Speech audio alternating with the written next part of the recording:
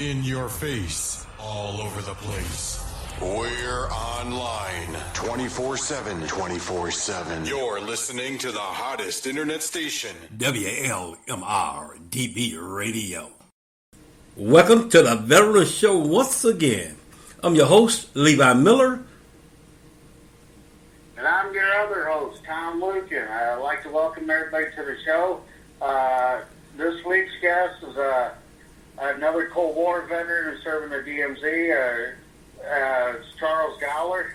Actually, he spent a tour with Mark Heathcote, who we've had on the show numerous times, the author of Call Sign Purple 3. Charles, I'd like to welcome you to the show, and thank you for coming on. Thank you. So, hey, start off, just give everybody a brief background of your history in the Army, please, if you don't mind. Well, I've done about 27 years, 11 of it active duty, the rest of it reserve and National Guard. I've done 3 tours in Korea. You call it pick a state, I've probably been in it. I've been in Texas, Washington State, Alaska. Where they send you, I go. That's about it. Were you 11 BB the whole time? Say again? Were you 11 Bravo the whole time? Pretty much, 11 Bravo the whole time. Well, you're a good man. I'm one of the educated grunts. 11 Hotel, anti-armor. When they walked, I rode. yeah, Charles. I was 11 Bravo also. Yeah. Yeah. So, and my case, I trash talk since I was the 19 Delta, Charles. Oh. He was a speed bump. Charles. Yeah, we send you way up front. Okay, we'll pick up your ammo when you're done. Yeah. No, we stay to find the enemy. We're looking for you. Hey, where you all at? Come up here and say our job's over. Whereas, like my son was 11 Bravo, I said, see, my job was to find the enemy so you all could die fighting them. Not me. It ain't my job to die. Yeah. He was 11 Bravo for 6 years. So, and of course, he was never stationed in Korea. He was only born and raised in Korea for 11 years. But what years were you in Korea then? Well, my first year was in 83, 84. And I went back to Fort Campbell, re-enlisted, and sent me back to Korea. So around 88, 89, did a year at Fort Benning up on Tank Hill. No, that wasn't Tank Hill. It was Sand Hill. Yeah, Sand Hill. That's why I took basic. 197th Infantry. Mm-hmm. Yeah. I got confused from Fort Jackson to Fort Benning. Both in the same state. Oh, no. For 1991. Oh, okay. Came back So you right back to Fort Benning again. Yeah. Sand Hill, 97. Which units were you in through that time in Korea? For years? Yeah. 83, 84. 83, 84. Then 88, 89. Then 91 to 92. Yeah, I mean, which units were you each time you were there? What was the question? 19 or... What unit was you in, Charles? My first tour up there was with the 1st and 31st Legionnaires up on Camp Howells. Okay. Second time, I was with the 1st and the 38th down at Camp Hovey. Okay, I was 1st and 38 myself, okay? And when I came back, the third tour, the 1st and 38th had transitioned to the 2nd and 503rd. Yeah. Wow. So now, when you were there for the second to 503rd, I know in '91, September, October, they went up there for 1 month to the DMZ. They replaced 520th, who used to be first of the 17th. But they replaced 520 for their last month in DMZ because 520th was going through Bradley transition, or had to go through it. And were you you were there for that, right? You went up for that? Yes. We got about a month for that. Yeah, I got Then at the end my of the tour, What's that? then at the end of the tour, we went back up again for another 3 months. At my end of my tour, Yeah. coming again. Well, I was talking September '91. You guys went up for 1 month to do the last missions that Second ID ever did. Because in October '91 is when they turned the DMZ over to the Rocks. So that's why I was asking if you were there during that time period. So Now, Warrior Base is supposed to be an EIB and EFMB training center. It still is. They still use Warrior Base for training, but training only. Yeah. So, because in '91, like I said, when they turned the DMZ over, they kept Warrior Base just strictly for training.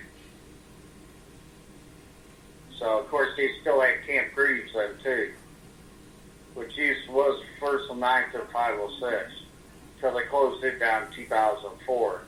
So I know to this day they still use Warrior Base for training, though. So, and this friend of mine, I think it comes under his control, he runs Task C and the ranges over there. So it comes under Joe's control. So, but, okay. So now, did you go anywhere else overseas during all your time, or was it just strictly Korea? I'm just trying to get an idea. Strictly Korea. Well, I did Saudi Arabia. I did Desert Storm. Yeah. And that's totally different. Yeah, different terrain from Korea I for know 3 that. years. Yeah. Trust me, because I left Korea after my second tour for 3 years, 87 to 90, got to Fort Irwin, and I had to jump in the big sandbox for a month, but Fort Irwin, that was being out in the desert is a drastic change in scenery from Korea. So, and for what I understand, for a friend of mine, in 2004, when OIF, Operation Iraqi Freedom started, when they sent First Brigade over there from Korea, or Second Brigade, I'm sorry, First State, Second Brigade went over there. He said it was kind of messy for Second Brigade for the first year. He said those guys come out of Korea and hit that desert, and they were lost. So, and but that was during OIF. So, but yeah. So you had a lot of experience up in the DMZ then. I've got about 3 tours up there. 2 tours as a ground pounder and 1 tour as mace. Now, mace is what, and Mark highly recommend you to talk about the mace, because how the mace teams and what you did, because, I was always up there strictly as for patrols. Levi was up there with Moses, by the way. Oh, yeah. He helped separate the Red Sea, too, at the same time. But what did you guys... sorry, Levi, I couldn't help myself. That's all right. But what was the Mace team? I mean, what was your guys' mission, Charles? My mission was Well, MAE stands for Mobile Anti-Counter-Espionage. Since the patrols couldn't carry night vision equipment that could pick up body heat, they only had the PBS-7s and the PBS-4s. We had the thermal acquisition sights that was mounted on the vehicle, so we could pick up body heat. We could pick almost anything up when it was programmed correctly.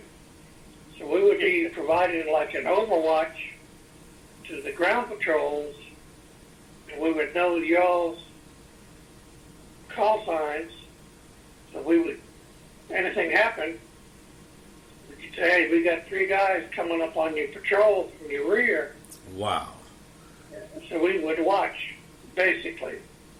Sometimes we would be stuck in the guard post on a letter collier or collier, and we would be communicating with the guys down with their radar and their infrared cameras. Yeah. So basically, we'd be sitting up on a position. I'd tell the gunner to look over at the guard post. And you could see that we could. I see North Korea, and he's looking at me with binoculars. Well, fine, good. As long as he stays there, we're good to go. And we would constantly be moving around in positions as overwatch. We wouldn't stay there permanently. And then sometimes on our off days, we would have the VIP section. Uh-huh. We would bring some dignitaries, like some full-bird colonels, 1-stars, majors. So we would have to go drive around in certain positions. So these VIPs could get out and look out with their binos and say, hey, there's North Korea. I've been up on the DMZ. One incident was where we was driving around. I was lead vehicle. Instead of going straight, I told the driver to take a right. And it was on the map. It was a side road. We got back to the same position we were supposed to be at. The major walked up to me and said, Sergeant Gallaher, why'd you take that road? Well, sir, you know what a Claymore mine is, right? And a Bouncing Betty is, right? Well, that Bouncing Betty had washed out onto the road, and I didn't feel like y'all needed to drive over that. We'd get EOD to come out there, and they'd pick it up and say, okay, we're good to go. He throw it back in the truck like it's nothing. Yeah. Okay, yeah, good job. Went back to dignitaries like nothing happened.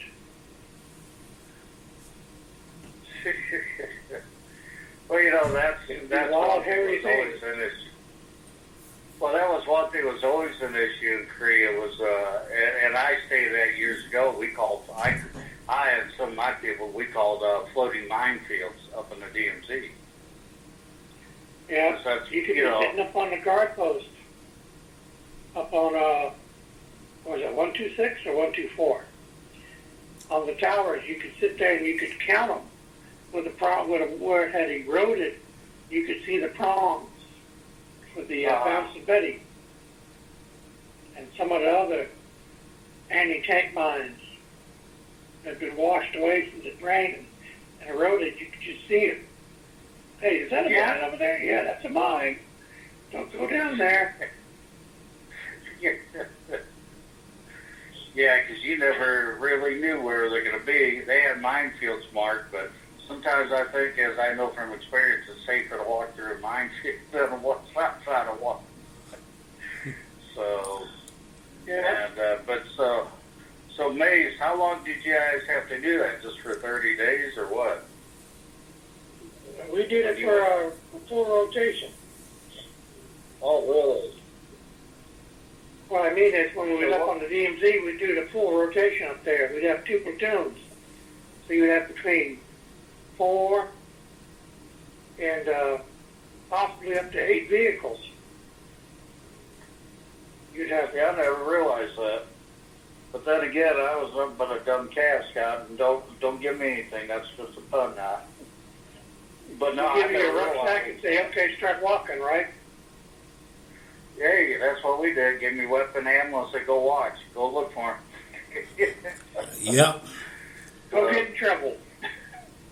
Yeah, don't do anything stupid. Yeah, okay, right, sure. Once in a while, dumb things happen.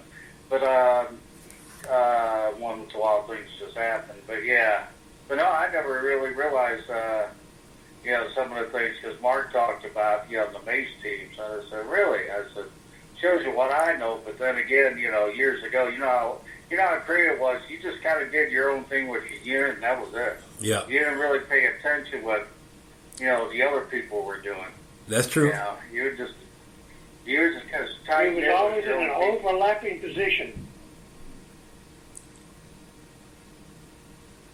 Yeah. The patrols would go out, the guard post would watch the patrols, then we would watch, the Mace would watch the patrols, so it's always somebody watching somebody's back. Yeah. So, and, officers like that, you know that. Oh, they watch each other. Only nice thing about the patrols, we didn't have any officers on the patrol. Yeah, I know. Hey, Thomas. Thomas, when we were there, Yeah. we had second lieutenants on patrol with us when we went out most of the time. Sometimes sergeant or either second lieutenant. On all our main patrols, we just had an E6, E5, and sometimes just a corporal on E5. Wow. Yeah, see, Charles, I was there in 69 and 70. I was with the grandpa soldiers. Grandpa soldiers. Yeah. It's been a long time since I've been there. 70 is when I ETS out. So we got to get you some Grecian formula to hide the grave? Oh yeah. We did a lot of things a lot different. You all like Mace, we didn't have that. We had to watch that ourselves. Mm-hmm. Well, that's because you were there during Vietnam where you had no people to watch. Right. That's right. Hey, yeah, I always like to tease about this. We get talking, he thought he got a break and didn't have to go to Vietnam then, right? Well, ask him about his TDY, Charles. He spent a month TDY in Vietnam. You didn't get a totally away from it, did you? No. Huh? What you said, Thomas? No, I was just talking about you had the fun of being TDY for a month in Vietnam for Korea. Yeah, and that was crazy. Yeah, that was real crazy. Well, back Hands-on training? No. Well, a lot of people in Nam back in the time when we had to go, there was a lot of soldiers getting killed. They even shortened the AIT down from 9 weeks to 8 weeks. Then I think to 7.5. So they pick a bunch of them out of each company and take us over there. Then they bring us back when everybody trained and ready to go to Vietnam. Because my first thing should have been Vietnam. Cause I went to Fort Polk, Louisiana, which was Tiger Land back then. And 95% people that went to Fort Polk automatically go to Vietnam. If you were 11 Bravo. Well, you got lucky you went. Well, I don't know. Yeah, like you and I talk, Levi, I think sometimes Korea could be worse. Vietnam, you expect a contact. That was normal. Right. Now, Korea, you don't know what to expect out of it. I mean, it's worse. I think things being calm more of the time, and you didn't know what the enemy's going to do. Where Vietnam, if you made contact, you knew you were going to have a firefight. right. So, That time was Korea, something. yeah, Tom. That's like I said. Korea was more scary to me than Vietnam. We had a lot of fighting power, but in Korea, you sitting out there on that guard post, all alone. Especially when you got a full moon, you get really scared. Yeah. So, although when you got there, by then the barrier fence was up, so I'm not saying it made it more secure, but it made it harder for the North Koreans to cross. Yeah, we had we had the barrier fence, but sitting on GP Lucy, which is Goulet, what you call it, Goulet now, and you sitting in that one man bunker by yourself. Yeah. And that can get pretty scary out in Korea up on that DMZ. Well, I know they've done it over generations. It's not, you talk about sitting out there, and you'd probably be amazed. And there's probably North Koreans that snuck in right past you and knew you. There's times I remember the guards saying, I've talked to guys over the years who were over there. North Koreans would sneak across, turn the Claymore mines, and face them back towards the, back at the little, what do you want to call it, the bunker they were in. Right. They would turn the Claymore mines around and sneak back across the DMZ. We had that a couple times, Thomas, and also they had cut the wire one time we was on patrol too. But while we was on GP, they'll do that. They'll turn it around. Yeah. That's like my first year up there. I was an RTO. We had our company commander. He wanted to go out on patrol. Okay. Him and his 45. My PO went out to retrieve the mine with his primary marksman. All we know is we see both of them hit the ground, go flat as a pancake, and lope crawl back. He starts getting on the radio, and the S2 says, okay, we're going to run the truck, but you're going to have to stay out there until daylight. The Claymore mine was turned around, and so it was a hairy thing. We spent the night out there until morning when it was daylight. Then we walked out, got picked up on the truck. Something was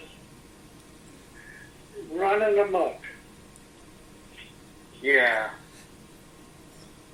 So, I hear you.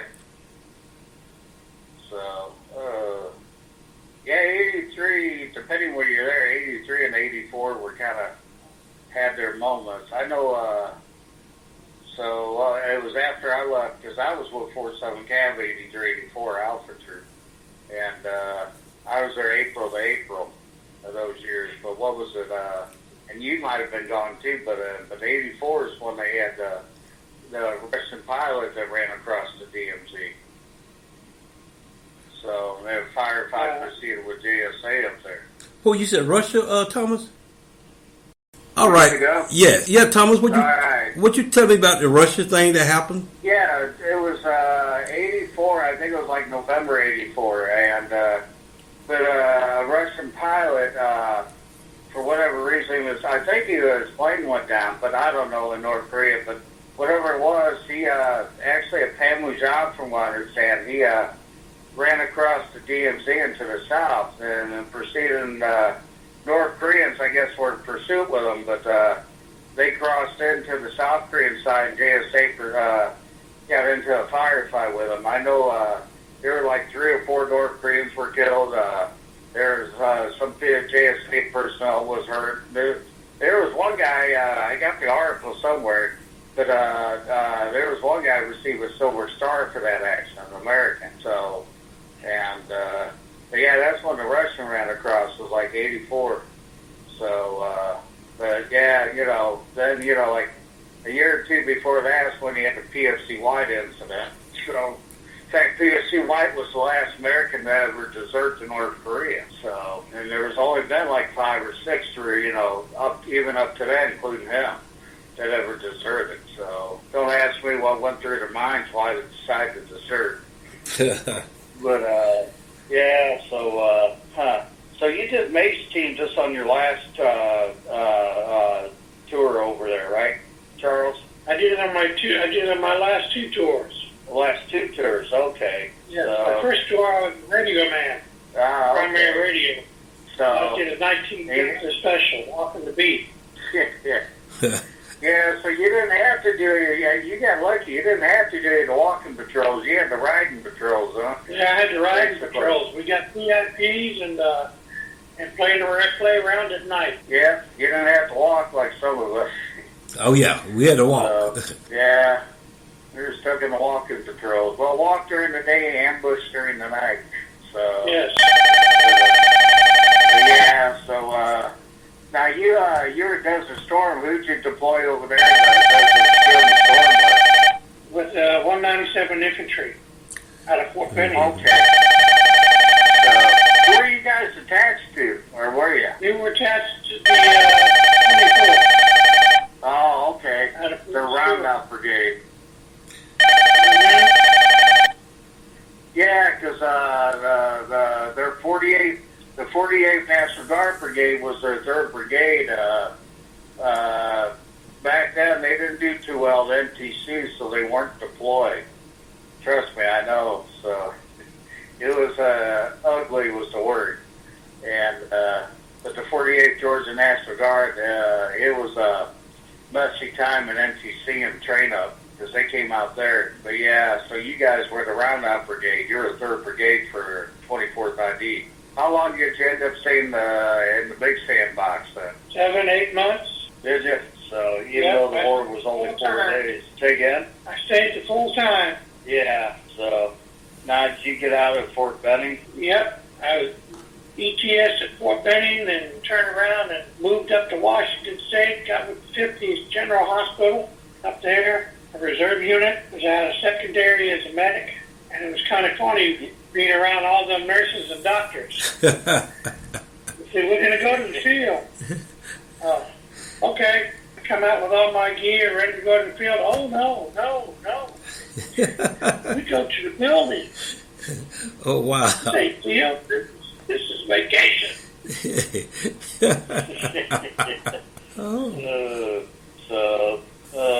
Yeah. So the rest of the time in reserves land, you like you said, you after because of the storm, you never went back overseas, I mean, so.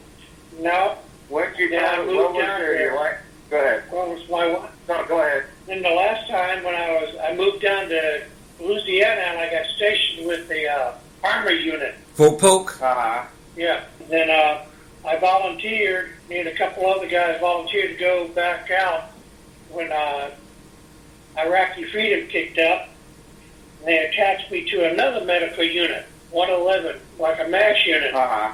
We went down to Fort Sam to draw all our gear during the roundup. I just walked over to my vehicle, picked my gear up, put it back on. Here comes 2 full-bird colonels with all their kit. Sergeant, how'd you do that? Sergeant, combat infantryman's badge, sir. We know what to do. These doctors standing there, how do we put this on? Had an old first sergeant, he was a Vietnam vet. He just shook his head. I just shook my head too. Yeah, the medical side I know was totally different. They really, they had, what do you want to say, real vague military training. I think they just gave them a uniform. Say, all right, you're in the Army now. Sorry. Then you're in the Army now, and lose your captain's bars. Because that's about what a doctor usually started out coming out as a captain. Yeah. Every once in a while I see a lucky... I'm sorry. Most of the guys just come out that worked in the medical field, like a reserve and civilian side. What was that position? As a executive position, like an administration.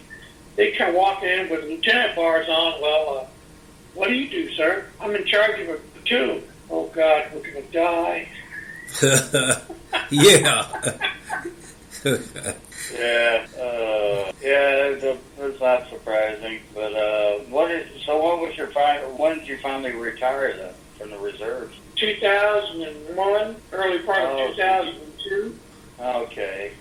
Took me back to Fort Carson. Okay, we don't need you no more. Yeah, and then a year later they kick off in Afghanistan. They at least didn't attempt to call you back, right?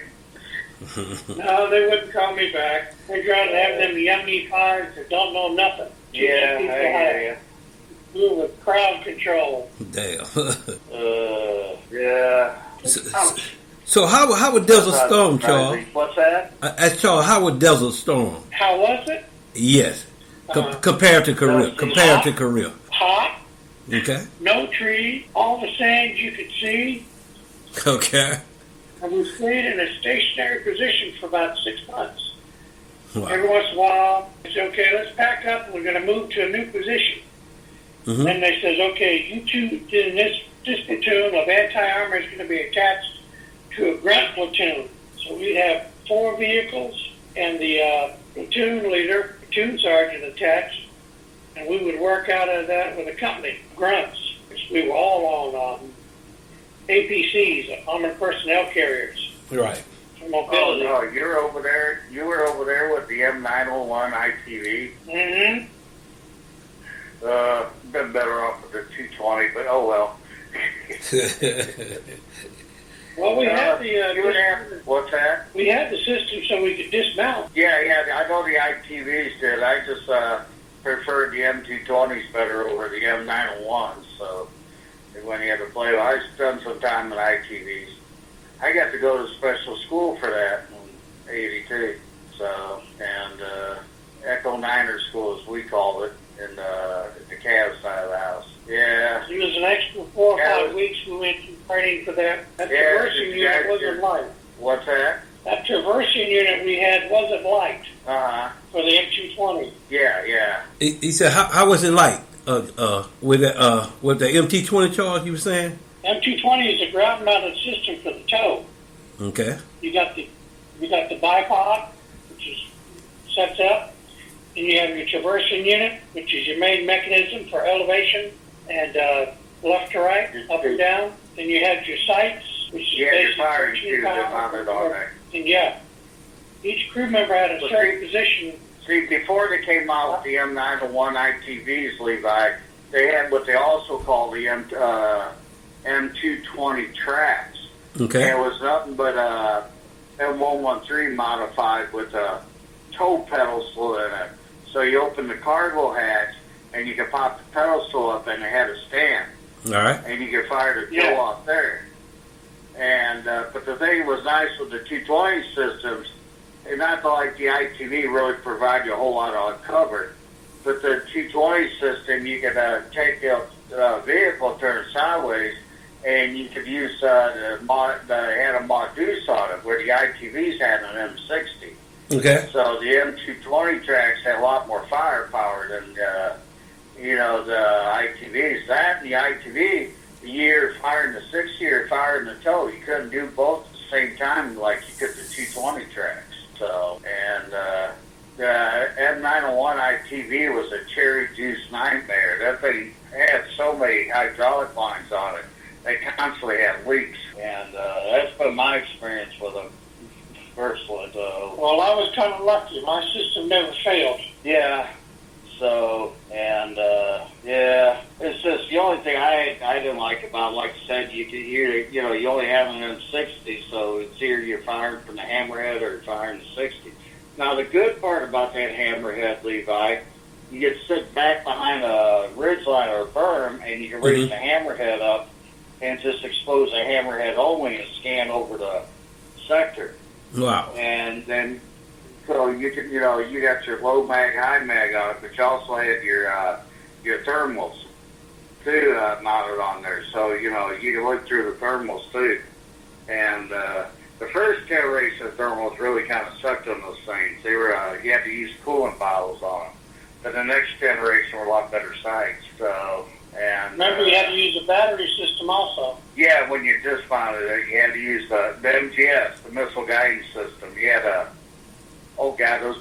the batteries themselves was like a third of the case there for the MGS. Yes, a third of the case, and it was like a big giant suitcase. Yeah, and they had a big old battery went in there. But the MGS was the missile guidance system, and that's what you use the bore sight, the crosshairs on the thing, or line it, whatever you want to call it. And, but yeah. So, but the dismount, sometimes dismount the system was better than using it, all depending on the terrain you're in. So, but like I said, I know the one thing we use ITVs for when we have them in the cab, we actually sit back and scan, sit off the ridge line behind it and scan over, and that way you could see quite a bit as a scout with the ITV. So, of course, the tape is always their rear sleeve. What's that? Every once in a while, we had a company of engineers come in and do us a defilated position, so we just hide the whole track. Yeah, and then you could raise the hammerhead out of the deflate position or deflated position. We just drive in. Yeah, we'll back it in like we wanted to. Yeah. I had that, we've had them do that a few times. I remember my first night, I got to Fort Riley in April '84, and first night out in the field, I got there, and I got it there when the unit just deployed to the field, but I caught up in my platoon. Well, I got stuck in that back in the ITV track playing dismounted scout. So 2 in the morning, we get to our next area of operations, and we got dug-in positions. Well, young private engineer, not that I was much older at the time, but he was ground guiding us into a dug-in position. He ground guided my driver over the side and not from the back. And we put that vehicle about 6 feet down into the dug-in position. And it wasn't until the next morning they could come out and they had to get a plow or a bulldozer out there and plow out to one side so we could pull the track back over onto the tracks. But we drove off and we tipped off to the side. Of course, last I could hear inside bounce around in there, getting beat up with crap, was the little private, the engineer probably was yelling, "No, no!" I can still remember hearing him say that, and I'm thinking, all right, yes, it'll be. It's too late now. I'm inside up because I know I fell up on the side of the fuel cell, and the last thing that would hit me was a 5-gallon jug of oil landed on my other rib cage, so I bruised the hell out of my rib cage. No. Out of that thing, and of course I'm laying there digging out, and the batteries were dropping acid down on some of the stuff because the batteries box was up in the roof now since we're laying on their side. So, and but yeah, I had battery acid spilled on stuff, ruined some of my uniforms. So a couple of them were brand new. One was brand new. I don't know why I took it to the field. I think I was still waiting for household goods to catch up. I don't know. But, yeah, but the ITVs, they were top heavy too, though. That's one of the things you have to watch with them. They were very top heavy. So, and, yeah. So, but now you were considered 11 Hotel, right? Yes. Charles? We call this the educated grunts. Educated grunts. Yeah. Wow. Yeah, like when I went back to Fort Wayne, they sent me to B-Knob. We had a squad of 11 Hotel, and the rest of them 11 Bravo and 11 Charlie. A bunch of Rangers.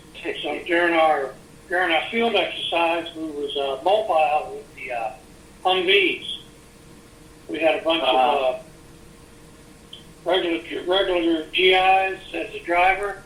Then we had 11 Bravo, or what is that? The basic trainees that were going to 11 Hotel School, but they didn't get echo training, so they had to be a gunner. So we went through the scenario.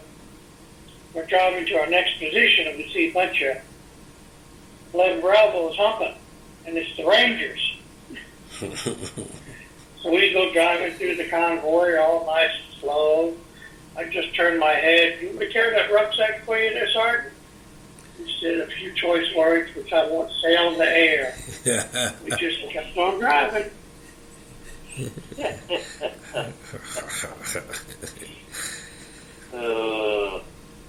Yeah, I'm sure he had some choice words for Yes. So you never got a chance to get on the Bradley then? No, I thought about getting on the Bradley. Yeah.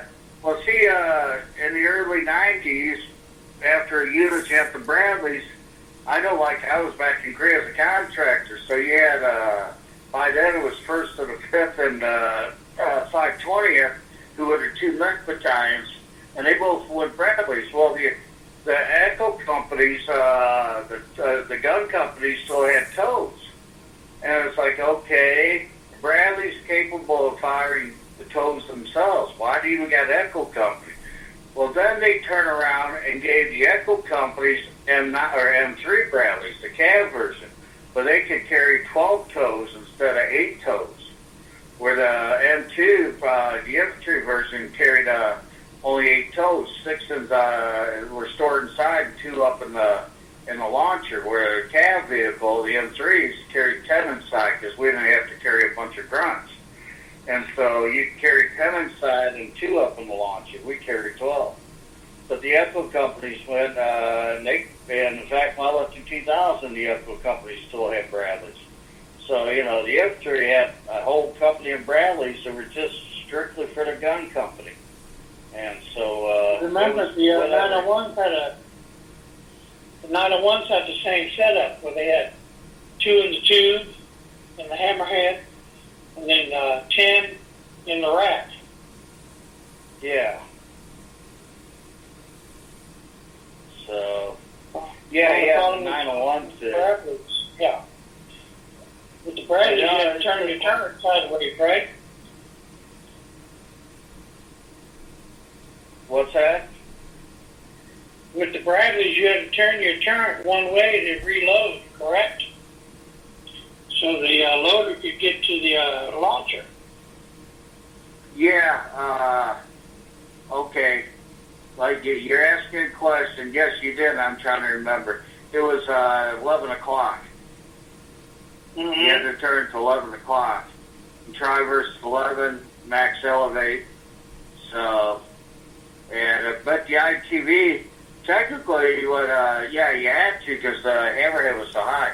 ITV, you know, you had the load position on there, but in reality, you could just tip that thing back and the loader could load it. So yes. It was easier to load. But yeah, on the Bradley, no, they had to go. They had to go to 11 o'clock and max elevate so you could reach it.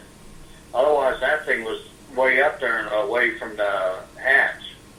So, and when you went to 11 o'clock position, was anything operational? Was your main gun full operational? No, because it's up in the air at 11 o'clock. Or it's up in the air. Because they all correlate together. The 240, your coax, your 25, and your hammerhead. So when you go to 11 o'clock max elevate, you're done till 11 o'clock max elevate.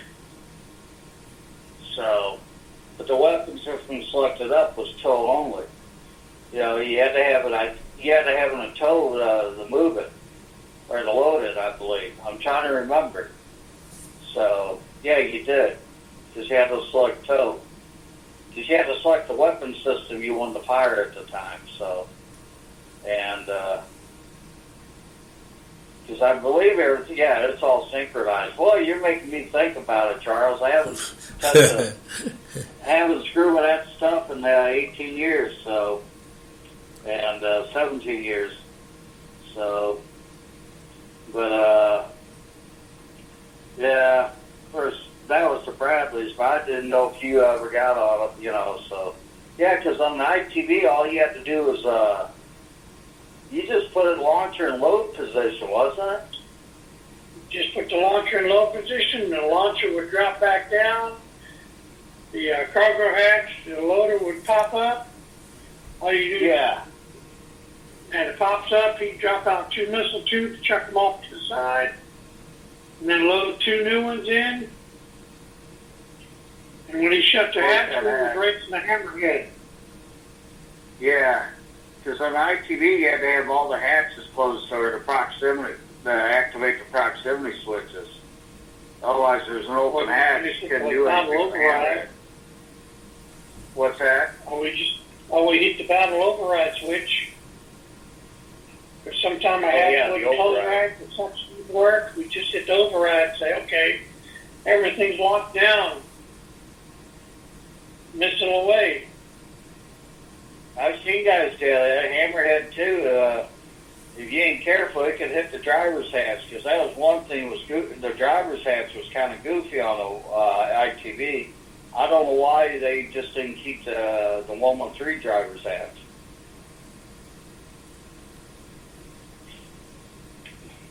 Yeah, the driver's hatch, it was straight back, and then he could bring it up to like a 30-degree angle, so we have some type of cover protection. Yeah. But yeah, I always leave it straight up when it's wide open. Yeah. Not always back. And then if you remember, if that pin didn't lock, the hatch would swing within the frame there. So, By the way, ITVs were easy to break into. You just hop on that driver's hat, jump on it a couple times, so it would pop the latch inside. So I know I've done that. So That's why we have a strap and strap it down. yeah, you're supposed to strap it down inside. Guys didn't do it, because you locked the ramp doors. So so but that was a different beast, the old M901. So Of course, I think we've had Levi lost on this conversation. Thank you, Levi. Oh yeah, but I'm learning from it though, Thomas. Yeah. Yeah, the M901. So it was like the M113. I call it. What's that? Levi would probably just be happy to have the 113 to sit in and ride about. Well, especially in the winter time, where when it's cold. Man. If you had a smart driver or crew, you always kept a spare heater and or spare parts. So, and I believe in I didn't like being, those track vehicles, Levi. When they got cold, you didn't have heat. Those things get colder inside than it was outside. They were like an ice box. What? So if you didn't have heat, you were miserable. I think I could only think one time, and it was for one night. I didn't have heat. I didn't have the parts. Heat went out, and the next day we went in, which was fine. But yeah, I've only had a heater break one time, and so. And, of course, they could stink in the summertime, but they keep you dry, although the hatches would leak like a sieve. Okay. None of those hatches ever totally sealed like they were supposed to. So, but I know, like 113, I didn't, I was never great about driving with the hatches closed. Mm-hmm. So, otherwise you got to depend on the periscope set. And your visibility's cut way down if you're driving, or even TC. The periscope fogged up. Yeah, or you get mud all over and whatever. There's a real limitation with the periscopes to see. And so now the 113, they did have God, I've forgotten all about it. The 113 had some type of night periscope you could stick in there, wasn't it? No. You could do that with the driver's hatch. Yeah. Well, That one part where you had to stick the main scope in there so you could see. Night vision, my place. Well, it was the scope you took out one of your regular periscopes, and it was like a scope you could stick in there. So, now when we had to run miles equipment on those vehicles, you had to take out a periscope and run all the cables in through the driver's hatch, which got to be an annoying pain. Huh? Which would be a joke. Oh, the mouse? Yeah, well, that was a pain to deal with, the mouse. And the ITV, I can't remember how he did it. He had to run it down through the turret of the hatch. But the ITV was even more annoying. Same thing with periscope on the driver's side. Yeah, but you had miles that went up in the turret, too. I'm trying to remember how that worked. I can't honestly remember. Hell, I've done miles. So, but yeah, you did it through the periscope, and that was fine till it rained. And the driver all that water. Yeah. So, and the gunner's sitting in the periscope seat area with the little round periscope you can look through and see the direction. Yeah. Then the CC gets soaking away from the waist up. Yeah. The only one that's pretty dry was the loader, hopefully. Yeah, loader and like in the cab, usually we only have enough for one loader, but sometimes you have a loader and a dismount.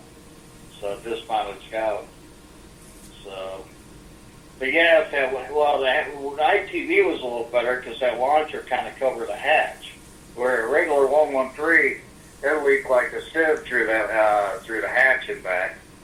So that was better than being pouring down rain. Sometimes. So, yeah. Although in the summertime when it was hot and humid. What's that? Yeah, if it was hot and humid and you had a dust trail. Yeah. So, but how we doing on time, Levi? Yeah, we still doing pretty good. We got probably about 4 minutes. Oh, really? Uh-huh. Okay. So I was figuring we're cutting it close. So, well, I guess we got to start wrapping it up because we're down to 4 minutes. One question I asked, do you miss your military time, Charles? If they would let me go back, I'd do it in a heartbeat. Same here. I say that. I'd go back in a heartbeat. I don't know. One thing I've talked to a lot of guys that served in the 80s like we did, that was a good time to serve, though. Oh, yeah. I feel the same, too, Thomas.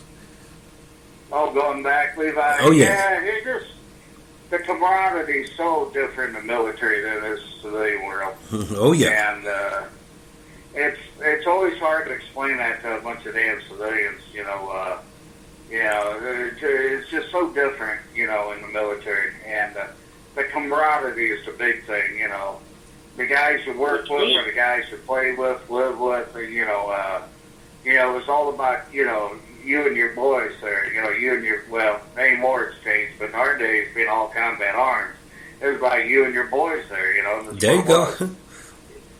Yeah. With the Most of civilians, your friends also. with the civilians, they look at you, are you crazy? No, I'm not crazy. I'm just made a certain different way. When we get around, when I go down to the VA, everybody understands each other. Oh, yeah. No matter if you're Marine, your Air Force, your Navy, your military. Yeah. Well, I've always said that, when I see other veterans, we understand each other. We don't have to explain anything. But when you're dealing with civilians, it's a different ballgame. It's just some of the they don't understand. And it's like, well, I don't ask you to understand. All I ask you to do is respect what I did, what we did. Right. That's all we ask. And, if you haven't been in our shoes, okay, I don't expect you to totally understand, but, listen, respect what we say, because I know I get talking to people, tell them some of the things I did in the Army, they look like I'm nuts. I'll tell them that was the norm. Yeah, they always do. Right. Yeah, but I look at them, that was the norm for us.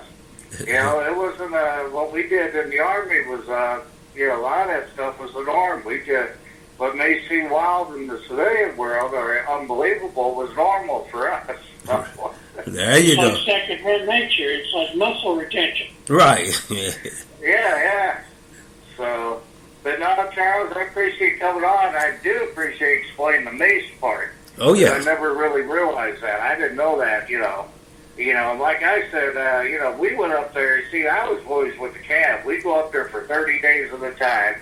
We do our missions, then we leave off to sea because we were just there for missions only, for patrols. And so we didn't, couldn't rotate up there the whole time. So, and now see, Mark didn't even know this till I told him. When I came back in '87, I was with the air camp, and that's when we still had blues platoons in the Army. The last of them died away, and we did QRF there.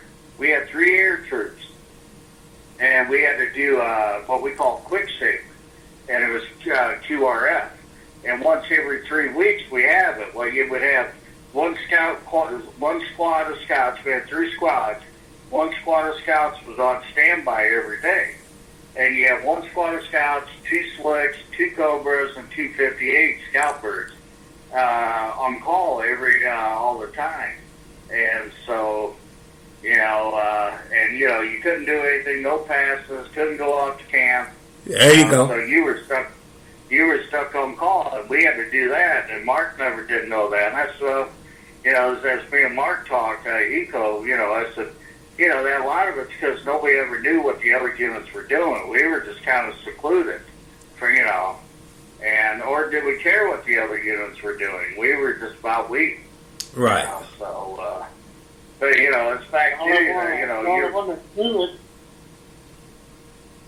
the only ones that knew it was the higher ups.